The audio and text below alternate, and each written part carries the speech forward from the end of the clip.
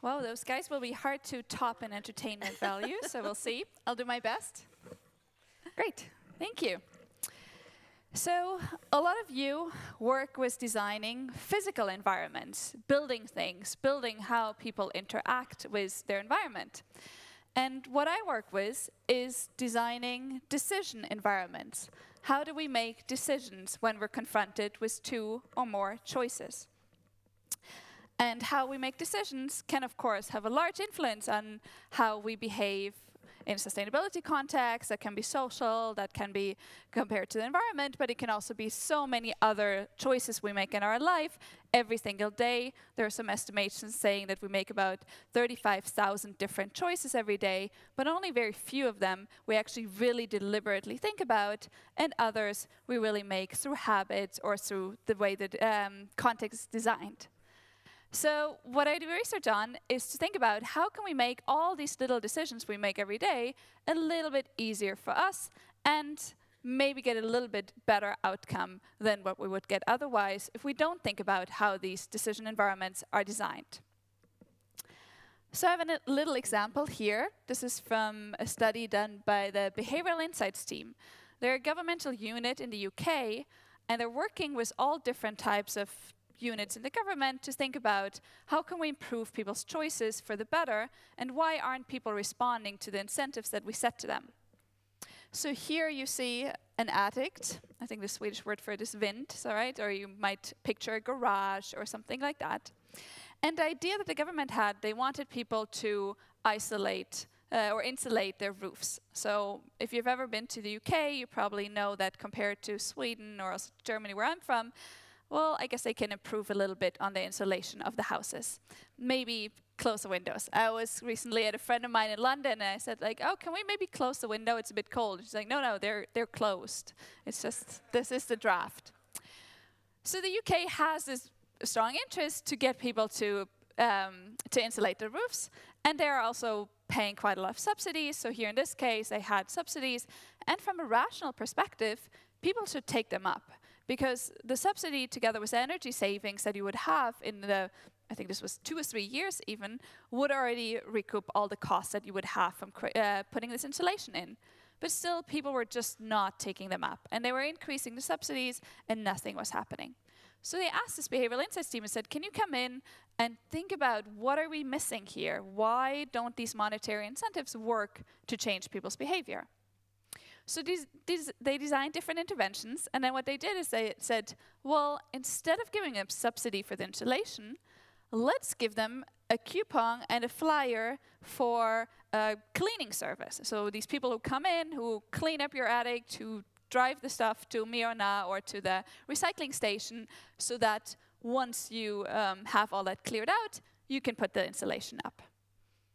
So they sent out these to a couple of groups, the insulation to another group, and they found that once they sent up this cleaning service, which was actually cheaper to do than the actual subsidy for the insulation, more people were willing to get their roofs insulated. So it wasn't about that it was too expensive to do or that people didn't want to do it in the first place. It was just a feeling that, oh, do I have to spend all Saturday and Sunday combing through those old pieces of luggage, all these children's things I still have, that old broken down bicycle, everything that I just stuffed up there, only in order for get people to come in so they have enough space to do the insulation. So that was really what was the problem. It wasn't that it was not rational to do it, and it wasn't that they weren't convinced it was a good idea. But it was this feeling that maybe I'll do it next weekend. Maybe I'll do it in the summer. Maybe I'll do it in the winter time when it's not so nice outside. And people kept procrastinating this idea of needing to clean up their window. And that's really where this idea comes from, saying, okay, we need to really understand people's motivation for taking particular choices, because sometimes, even though the environment is set up correctly, we're still not making the perfect choices. So when we work with this type of nudging, we usually assume, as in the case of this insulation, that people already have the right intentions. We do a lot of communication, and we assume that we're going to be working with our group of people who do want to be good and who do want to do the right things. But there's something that's keeping them from doing it, and it just might be that Sunday morning they don't want to spend cleaning up the attic. Because we're really good at strategy already, right? So we have a lot of good goals and we have a lot of good plans. So we know what we should be doing in order to increase sustainability, both in the environmental and on the social sustainability side. We just need to look at these goals. But then the question really is, why are we often this guy when we know that we could be doing better and when we also have the technology actually to do better? But I hear most of you, or a lot of you laughing in the audience. We recognize ourselves here. Maybe not only in the big choices, but the small ones. I was planning to take my bike to work, but it looked a little bit rainy, so you never know. So maybe I'll better take public transport or the car. Or I was planning to eat something healthy for lunch. Well, we were lucky. We got a vegan lunch, so this was an easy choice. But if we had to choose for ourselves, well, then maybe we end up with the burger and the fries instead of the salad that we thought would be such a good idea this morning. And this is, of course, for small decisions, but all those small decisions can add up to larger decisions. So what we call this is this intention to action gap. So there's something missing between having the right intentions and then carrying out the right action. So we'll assume that our clients, our users, our renters, the people that we work with, they already have the correct information. They have access to the necessary technologies, and they state the right intentions when asked. So they do want to do the right thing, and yet we don't observe the expected outcome. And that's really the big puzzle, saying, how can we change that, and what can we do there? And that's really where nudging is going to come in. So if people don't care about sustainability, then nudging will also not be very relevant, because this is really those people that already care, that already want to do the same thing, but they have some barriers to get there. Those people who really don't care, well, they will have to think of other things, and there are things of how to change their behavior, but that's not going to be relevant here.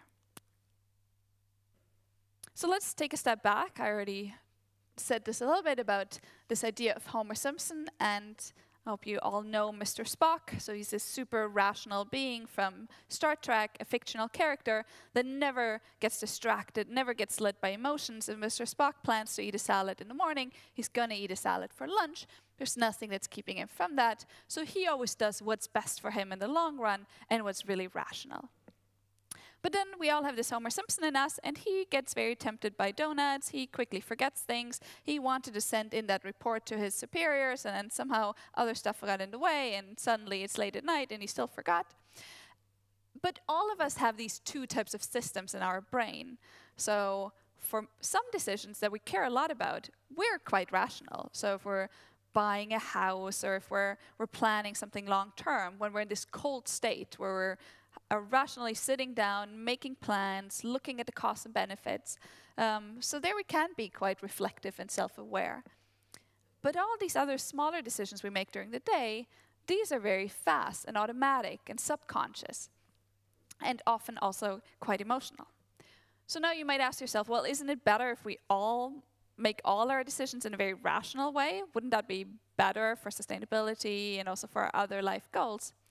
Well, I think if we were seriously sitting down and planning whether we should have tea or coffee for breakfast, and whether it's a good idea to brush our teeth, and maybe we should dress this way, and we should do those things, we probably wouldn't even leave the house in the morning. So it's important that a lot of our decisions are quite intuitive, but how can we then design policies that make it easier to make these intuitive decisions the right decisions? So yeah, here similar to the example, right? If we give people just the right monetary incentives and we say, well, we tell them they should insulate the roofs, they say they want to insulate the roofs, it's affordable then for them to insulate the roofs, but they're still not doing it, what is it then that's keeping them from this behavior? And really trying to tease that out and sit down and think, what other barriers might that be than just these technological and rational ones? Because we do have some traditional steering instruments and policy instruments, right? The styrmedel. So we can use regulations, and we do that. We say there's no smoking in buildings, so then people can't smoke in buildings. We have taxes and subsidies. If we want people to buy less of a thing, we increase the price. Or if we want them to buy more, to insulate their roof, well, we'll put a subsidy there to make it cheaper for people to do it.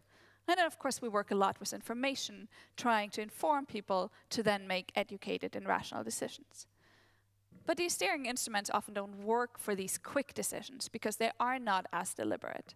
And that's really where we need another tool, where we need another approach to help people to change their behavior.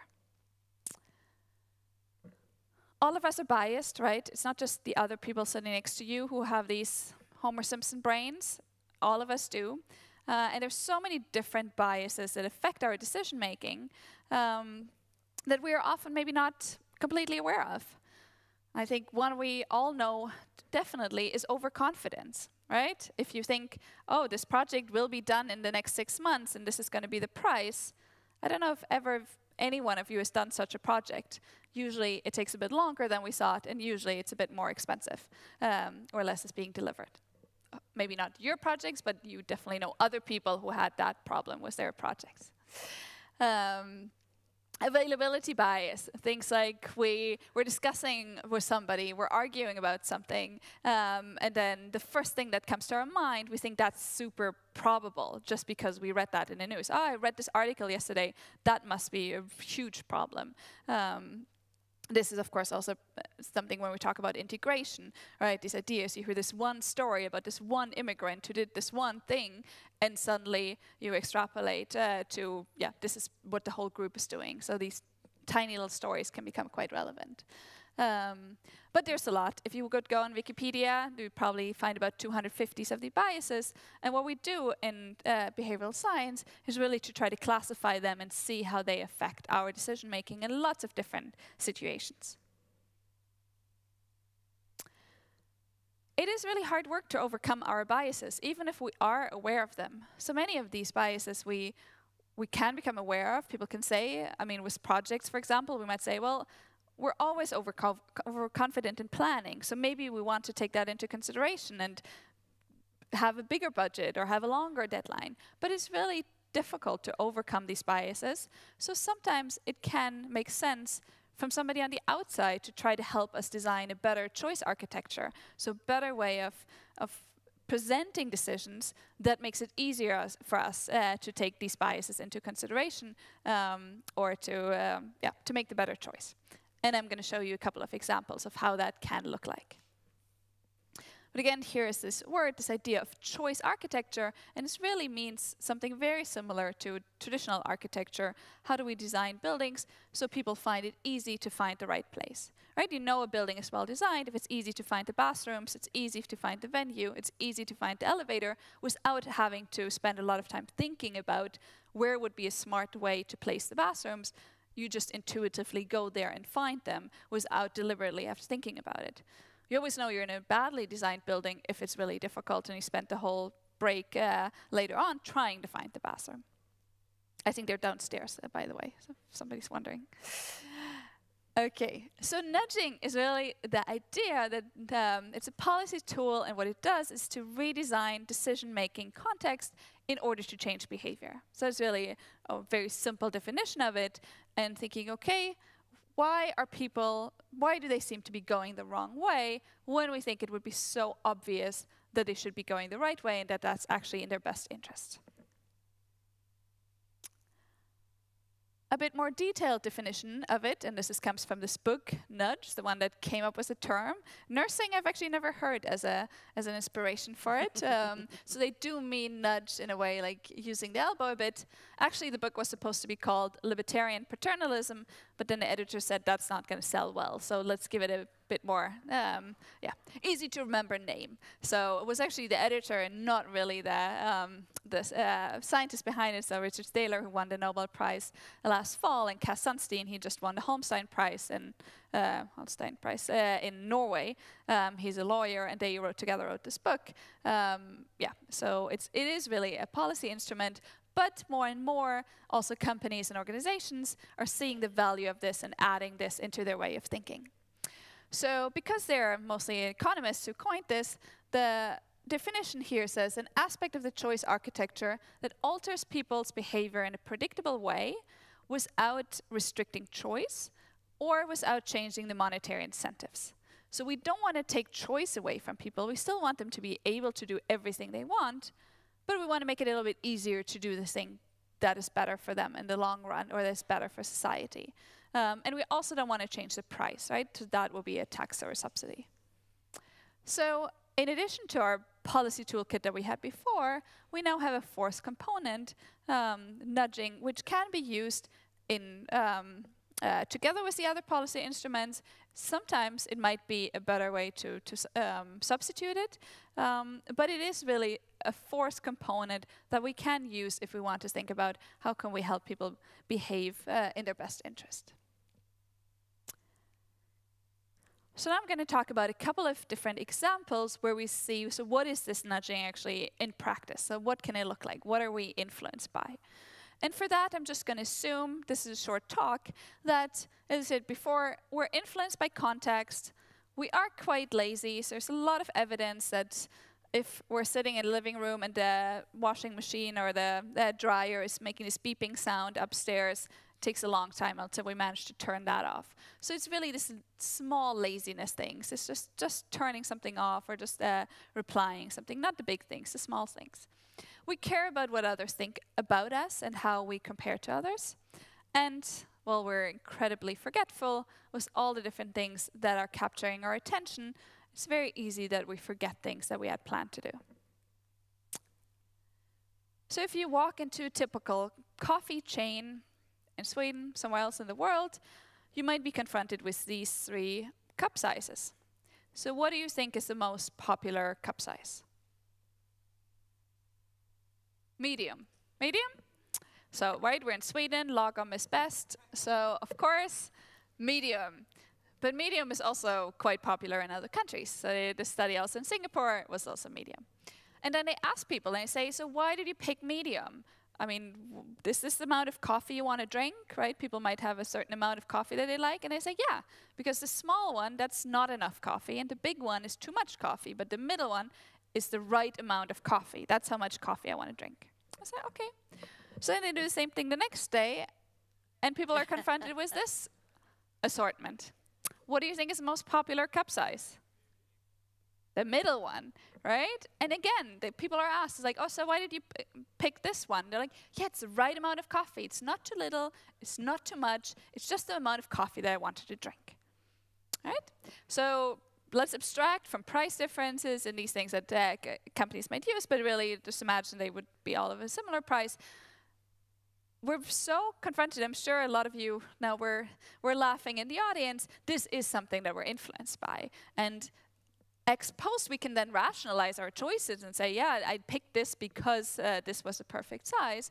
But we see this again and again, that lots of people will respond to these type of environments, and it's okay, right? So we can't just think about if we're standing in a coffee chain and really thinking about, do we want, I don't know, how does it 100 milliliters or 120 milliliters or 150 milliliters of coffee? Maybe that's not necessary. Maybe we're thinking about other things, our next meeting, and we're just going to pick a coffee size. But we should know that we are influenced by these things. Similar here, I'm sure many of you have seen this label before. Maybe you bought a dishwasher or a dryer, a washing machine. If you would show this label to a 6-year-old, would they find something odd about the alphabet? Yeah, right? It would be like, why does it say A+++, A++, A plus, A, B, C, D? That's weird, right? That's not what you learn in school. It should be A, B, C, D, E. That's how the alphabet goes. I mean, there's lots of reasons why this label is this, but the question is, does that influence what purchases we make? And then when we look at this purchasing data here from a study done in Norway, we see it does. But when they measured the difference over the time period of this 8 months, it was a reduction in 20% of the fuel, which resulted in savings of about $4 million. So Virgin Atlantic was happy with these crazy researchers, so that was a good collaboration. And the whole cost of the experiment, it was just sending out letters with the right type of information, was about $1,000 for the whole experiment. So now they actually had to set up this extra consultancy company because in the beginning, none of the airlines were even listening to them. After this experiment, they were lining up to say, okay, we want to do some nudging in our company as well. So to wrap up, now the question would of course be, so how can we find the right nudge or the right thing to do in our situation? And one thing, so there's a lot of steps we might want to think about, but one thing that's really important to think about is how can we test this?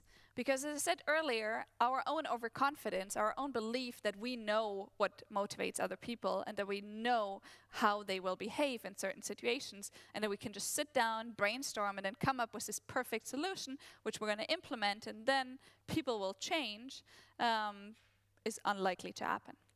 So one example here, again, the behavioral insights team, the smart guys from the first slide, they thought that they wanted to get more people to enroll into being an organ donor. So again, that question. So they tested lots of different type of nudging messages on the website of the National Health Organization.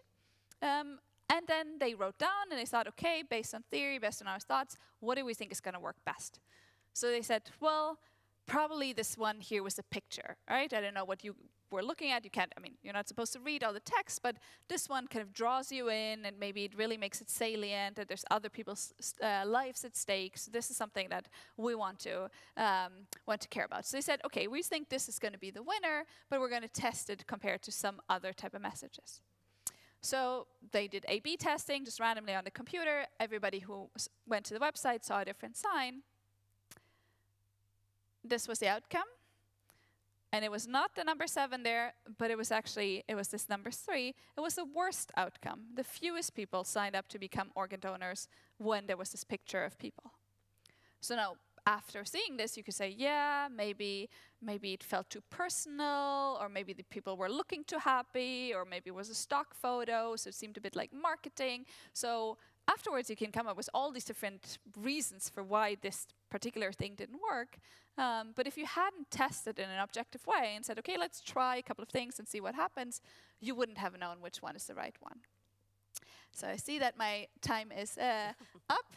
So what I just want to leave you with is saying, yes, it's super fascinating to think about human psychology, and we have all these great ideas and lots of things we can do, but I'm really saying we also really need to think about how can we test what works, and maybe even in other type of settings, how do we step back from our own ego and actually say, okay, can we let the data do the talking and figure out what motivates other people and not necessarily ourselves? So to leave you with a quote from Richard Thaler when he won the Nobel Prize: "Nudging is not the only solution to any problem, but is part of the solution to every problem." Thank you.